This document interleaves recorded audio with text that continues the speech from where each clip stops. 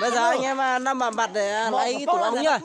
Hôm nay ăn uống nghỉ ngơi thì dã ngoại thì có là cũng xong rồi. Đấy. Mới chỉ em là cũng coi như là để bảo vệ môi trường. Rót lên một cái lon bia này. Đấy, để về để bán. Không phải là mình ăn xong thì vứt bừa bãi đâu. Con thấy phong lần cũng có say thì mà chú ăn có cái tổ ong cho anh ấy nhá. Dạ, con thấy phong lần nó mà có say. Con đĩa của phong lần nó cũng có say này. Đấy, tổ ong như này này, đấy, vào bằng đây này. Ôi này. Đấy, anh em mình ăn thế nhá. Anh em đang lấy tổ ong liều nhá, ăn sống luôn nhá. Đấy, vào vàng này. Con tao tỏ à? Ở đây trốn này, trốn này, trốn này, trốn thế là chết à? Nó là cần cameraman thì chết. Đấy. Đấy, ông ấy đang lên trên đi à? Đấy. Ui giời.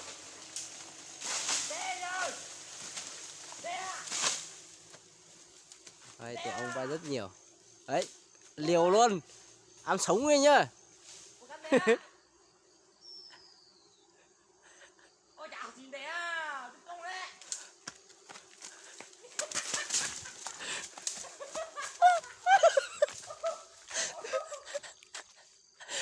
Đâu rồi? Đâu rồi? Đâu rồi? Sao?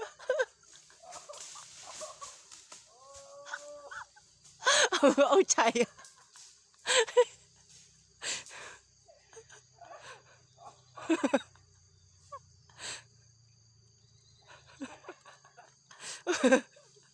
Ông chạy đâu ấy? Chủ nó ta rồi con nó thế giờ.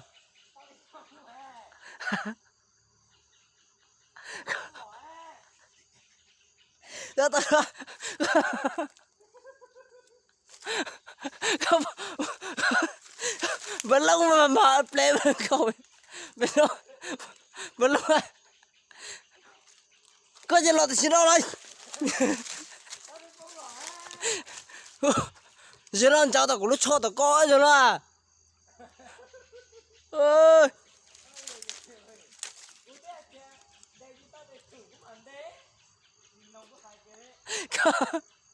có chứ phải có con lúa chứ phải có tốt lúa cái là sẽ nó đấy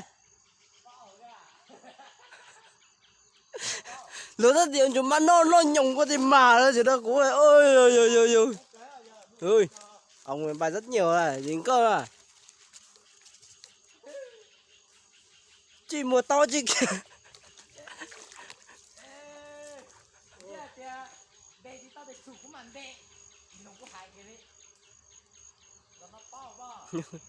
ô cháu cũng cho tao mình cháu hành cơ có nhau thì nó phải được tao cũng một tao có một con cho tao con là giờ nó vào đây. lấy gì tức em giờ chưa thì có đâu mà mình nóng mà Ta giờ vào đây quá. thay tao mỗi Ta giờ mà chụp đây. Ô, cứ luôn mà đau cờ đây à.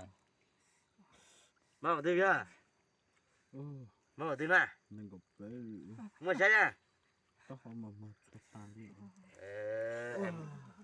Mua trái mà trái qua để coi trái khá luôn nè. Cú thứ hai coi thì cũng cao thì không giờ tôi đâu nè.